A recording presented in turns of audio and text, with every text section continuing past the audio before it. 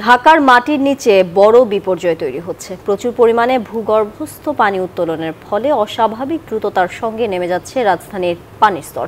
বাংলাদেশ পানি উন্নয়ন বোর্ডের পর্যবেক্ষণ অনুযায়ী ভূগর্ভস্থ পানির স্তর প্রতি বছর 7 ফুট করে নেমে যাচ্ছে। আর বিশেষজ্ঞরা বলছেন, ভূগর্ভস্থ পানির উপর নির্ভরতা কমাতে না পারলে বিপর্যয় নেমে আসতে পারে। মারুফা রহমানের 3 পর্বের ধারাবাহিকে থাকছে বিস্তারিত। ক্যামেরায় ছিলেন লিটন বাবু। রাজধানীর বাড্ডা এলাকা পুরনো পাম্পটি এখন আর আগের মতো পানির চাহিদা পূরণ করতে পারছে না, তাই আরও গভীর থেকে পানি টেনে তুলতে বসানো হচ্ছে নতুন পাম্প। এবার লক্ষ্য 950 থেকে 1000 ফুট গভীরে। আগের পাম্পটি ছিল 650 ফুট গভীরে। বিকাশে কম খরচে ক্যাশ আউটের লিমিট বেড়ে 50,000। প্রিয় এজেন্টও 2টা। আগে ছিল এটা 780, আর আছে 980। নিশ্চিত দিনে দিনে লেয়ার নিচে যাচ্ছে। এখানকার বাসিন্দারা বলছিলেন কিভাবে তারা পানির কষ্টে ভুগেছেন দিনের পর দিন।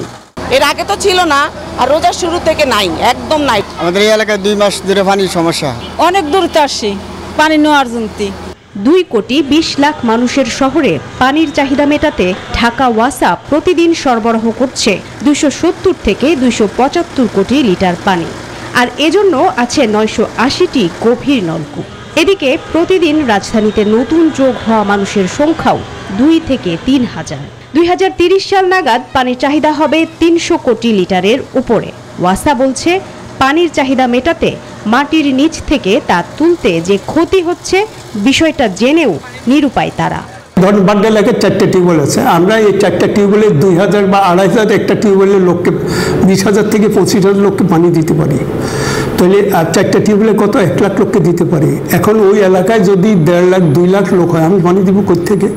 আমাদের পানির উৎসগুলো হলো মাটির উপরিভাগে নদী, নালা ও খাল, বিল।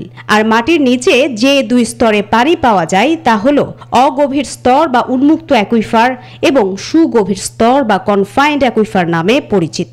প্রতি বছর 7 ফুট করে পানি নামার বিপরীতে যদি বর্ষার 3 ফুট পানি পূরণ হয়, তাও ঘাটতি থেকে যাচ্ছে 4 ফুট পানির। ফলে উপর স্তরে পানির ঘাটতি তৈরি হওয়ায় গভীর স্তরে নিয়ে যাওয়া হচ্ছে ওয়াসার প্রায় সবগুলো পাম্পকে। শহরগুলোর খাবার পানির সরবরাহ 80% ভূগর্ভস্থ পানির উপরে ডিপেন্ড করে।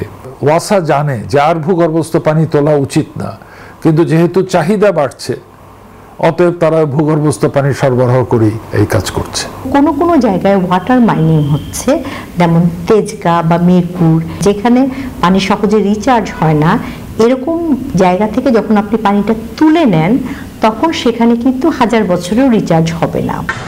বর্তমান প্রবণতা চলতে থাকলে কয়েক দশকের মধ্যেই মিঠা পানির শূন্যতায় পড়তে পারে ঢাকা, এবং সাথে ভূমিধসের মতো পরিস্থিতিও হতে পারে। বিপুল সংখ্যক মানুষের পানির চাহিদা মেটাতে গিয়ে প্রায় শেষের পথে মাটির নিচের পানি।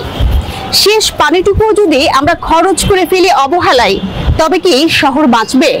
ভবিষ্যৎ প্রজন্মেরই বা কি হবে? মারুফা রহমান, নিউজ 24, ঢাকা।